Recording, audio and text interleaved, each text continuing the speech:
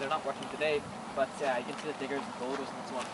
What's happening here, let me explain to you. You can see where all these gravel foundations are being filled in. The idea is to demarcate all the land where all the buildings once stood and then fill in the foundations with gravel. So now we get a much clearer sense as to how the camp really looked. Until a few months ago, the whole thing was just a great big field, and so it was very hard, I think, for many to say, well, it was difficult to get a sense of claustrophobia of the camp, of how densely built up the camp was.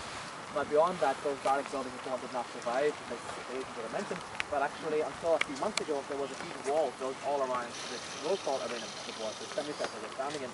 Now the wall followed the line where all the metal fence is right now, but it was absolutely huge. And the whole idea was that once you enter the camp you wouldn't see anything but this huge wall, except for the one brig in the middle, leads your eye right up to what's there between the trees, of course the good old soldier memorial.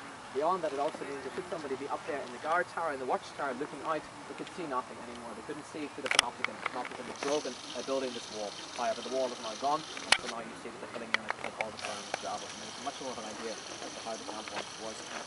Beyond that, this area here is the roll call arena. So prisoners were brought here upon their arrival to be registered to enter the camp, and especially then, well, after that, every morning and every evening, in fact, this would be a very familiar sight to them. We're here every morning and every night to have the roll call accounted for.